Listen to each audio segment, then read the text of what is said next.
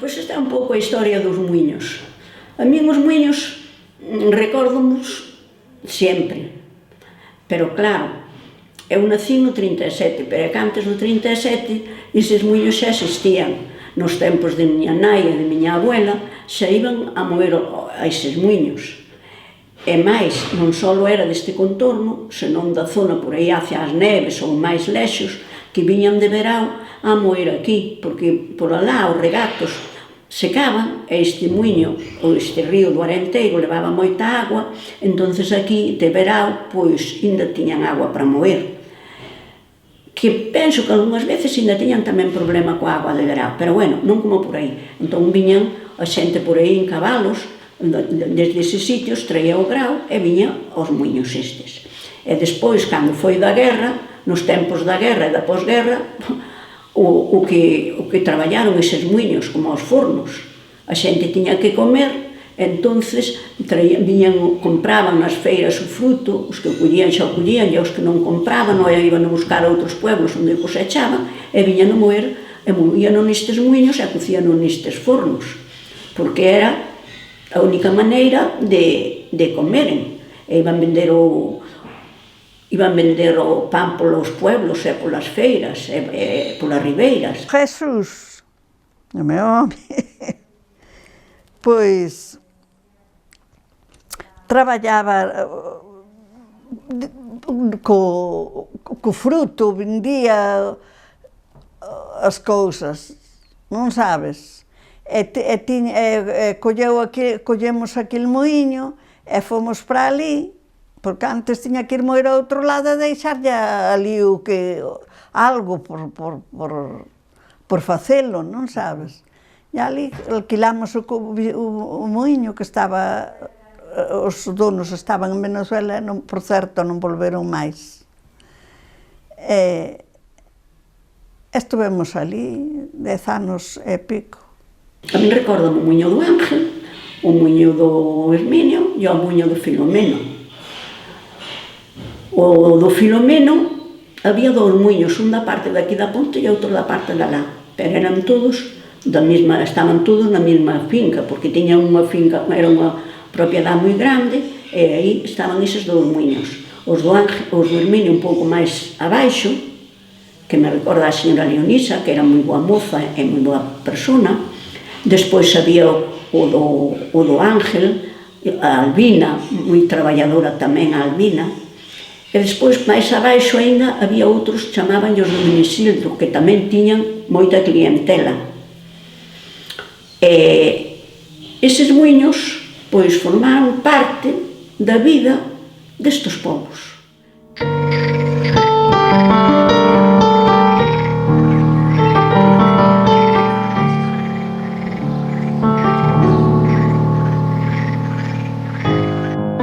Abuelo, aí se vedes o cartel xa di que comprou este muiño no ano 1942.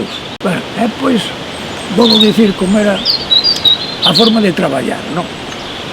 Por exemplo, un día calquera, meu tío Isa levantábanse sempre de madrugada, non? A parte que de noite estaban camoendo dos millos e de centeo que viñan das aldeas e por aí, os traían hilos. Bueno, entonces estaban ca muiñada e levantábase, como decía, a mañá cedo, tiña coller o burro, montar as meiladas no burro e subilas hasta onde están os castiñeiros, e ali depositaba as meiladas e viña con outra vez co burro, máis meilada. Venía mucha gente de Mesiego que venían con la meilada que se llamaba, le cambiábamos allí y se le cobraba el 10%. Se traían 20 libras, se le mandaba con 18, que eso nos quedaban a nosotros por molerlo. Y después, bueno, yo hacía el recorrido, que ya lo había hecho mi hermano, yo fui el último que hice el recorrido. Subíamos la harina con el burro, que ese carro que está ahí afuera no es el mismo, pero es parecido. Desde aquí, de la Puerta de los Molinos, subíamos los sacos hasta arriba, donde está el garaje que está ahí arriba. Y entonces ahí lo cargábamos en un carro grande, con unas ruedas altísimas. Y yo pasé, desde aquí salía, pasaba por el centro, que pasaba por la calle principal, la calle Mosquera. que todavía se podía circular con carros. Iba hasta el cruce, agarraba la carretera y se iba para abajo, pasaba por donde está la Fontela, que había la carretera que iba por detrás, que había una fuente ahí, y estaban los gitanos ahí, que ya existían en ese tiempo. Seguía hasta Dacón, llegaba a Dacón, pasaba por no me acuerdo cómo se llama, por Maside, al llegar a Maside, donde está el puente, que estaba la estación ahí, agarraba para pasar por Negrelle y llegar a otro pueblo hasta Cruceiro. Y cuando, eran las cuestiones que siempre pasaba, cuando iba con el macho y tenía que bajarme, que venía el tren, y el macho se me asustaba con el ruido del tren. Tenía que bajarme del carro y agarrarlo por el salar, porque esto era tranquilo. Y bueno, llegaba, eran casi 10 horas todos los días. Botábamos as 24 horas moendo.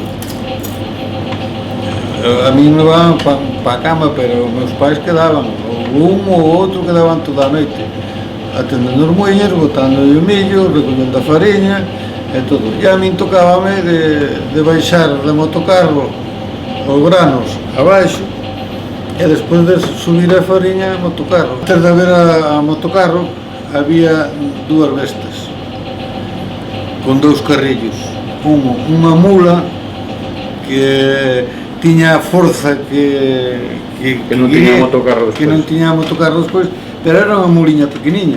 Pois había un macho grande que tamén, pero xa non tiña a forza da mula. A veces llegaba a Cruceiro y tenía 2 tíos ahí, toda la familia mía de Cruceiro. Había el horno y había señores que venían con la gente a cambiar la harina. De las casas traían la melada y el señor se la que nosotros le llevamos la harina molida desde aquí y vamos a buscar el maíz.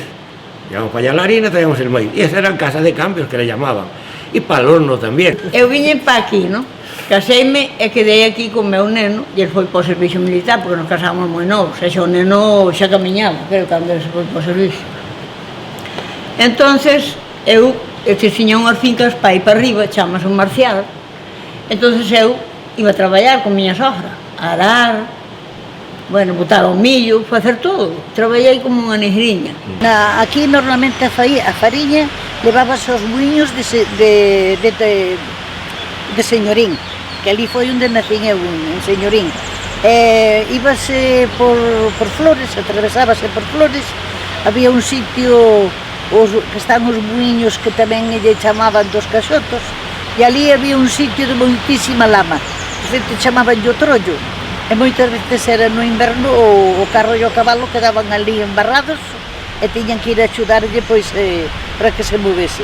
Despois xa tamén a xente os que non eran panadeiros, que traían o seu grau para moer, pois o traían e esperaban e o levaban, ou a veces se lle levaban no carro tamén con outras, así, as que lle chamaban as miladas.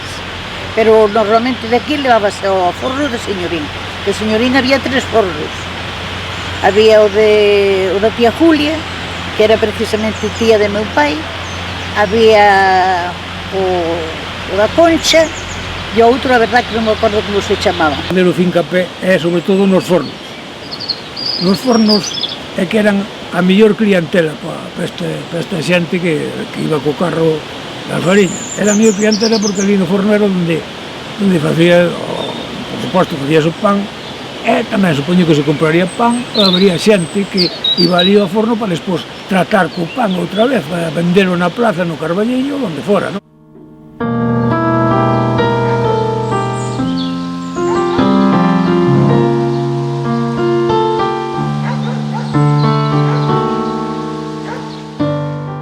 De verano era cuando venían las cosechas, porque había otra cosa, cuando era hora que se recogía el maíz, ahora en octubre, eso creo que se recoge el maíz, a veces lo traían lo desgranaban o lo debullaban, lo traían muy blando, sin secar. Entonces el molino cuando se pegaba y se encintaba por la humedad, entonces había que muchas veces guardarlo para que se secara un poco, no se podía echar al molino, porque ya digo, agarraba una cinta todo alrededor y había que levantarlo para picarlo. Que para picalas había que ter un cuidado porque eran moi duras, entonces en vez de saltar cousiñas pequenas saltaban un poquinho máis grandes e pegabanche na cara, que eso daba gusto. Había moito espazo tamén, non? Sí, porque eran moi duras. Eran moi duras, había que poñer unha chisma na cara para que non se pegara na cara, e eran moi malas de picar, tamén despois duraban moito o pique. La del centeno, bueno, soltaba unas chispas, que era otra piedra, y mi mamá tenía las manos negras, que era la más esclava de la casa, pues claro, nosotros éramos todos los muchachos pequeños. Ella era la que picaba para moler el centeno. O que hai que saber é para facer o... Dixo no outro día, ahora non me acordo, o reonado. Eso sí que hai que saber. E o reonado que non vinha a facer eran uns irmãos que había nas Tureses. Que me contou a historia aquí, indo aquí, apareceron un día aquí uns panameños, empezaron a oírnos falar de que eran, o sea, que andaban por aí de criados, e que andaban, eso contaba yo un ao outro. E máis que iban facer os reonados dos muiños. Entonces aí foi cando eu entrei en conversación. E dixenlle, onde iban facer os reonados do muiño? Pois mira, iban facer o do Cuco, o do viaduto, iban facer eso tal e cual. E dixenlle o do viaduto, pois sí, era o que nos contrataba. Pois o Pepe era meu pai, ás veces o don Mersindo, e entonces foi cando lle expliquei quen era, e desde aquela pois collemos bastante amistad, porque esos eran difíciles de facer, porque iban, primeiro iba un pequeno, iba un máis grande, e iban en Chafán, tiñen un ángulo, ese ángulo sabían eles, e eso era máis difícil, e además facías unha vez cada 10 ou 15 anos, cando a pedra se gastaba, pois ibanlle facendo eso, pero eso non o facíamos nós, que non sabíamos.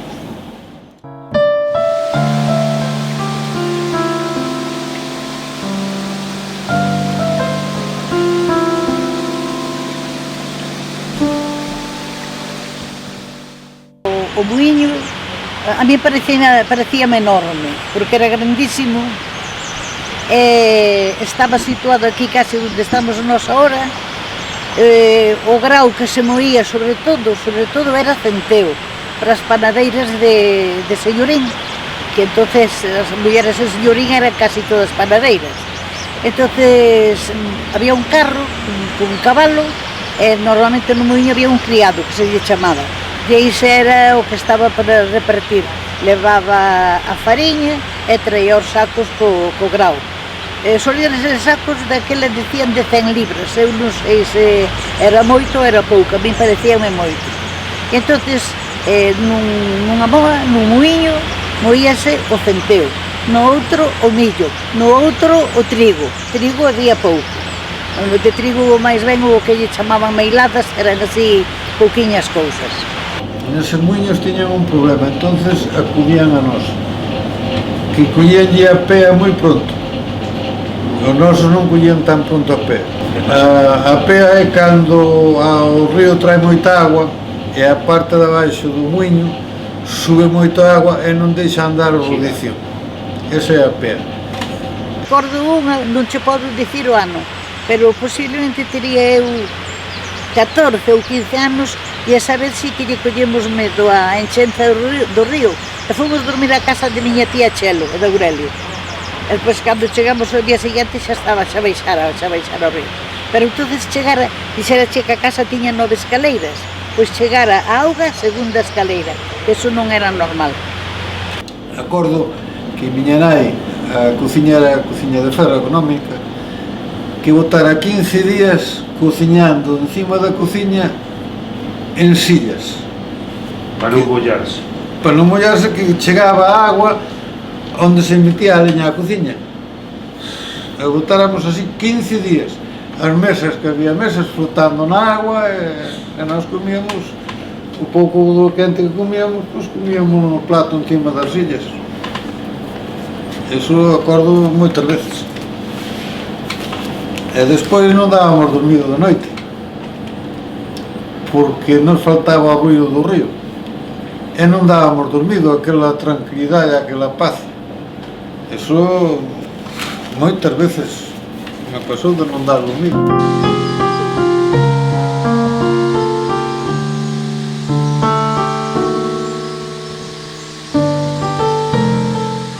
O río se levou moita agua algún día?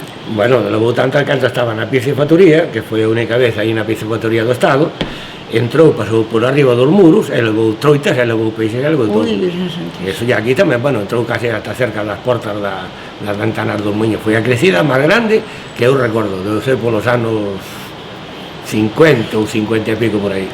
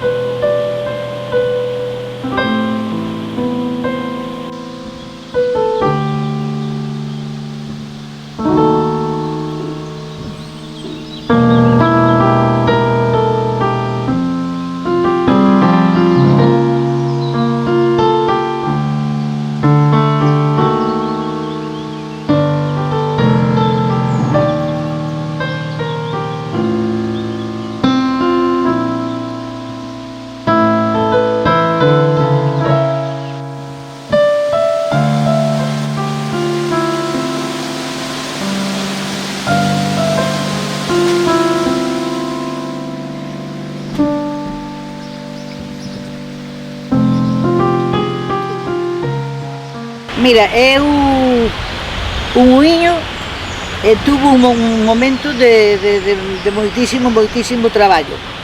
Despois, claro, que todo vai cambiando, empezou, cando xa a xente non traballaba tantos montes aquí, xa non había tanto centeo, empezaron a vir fariñas, dicían, veñen fariñas de fora.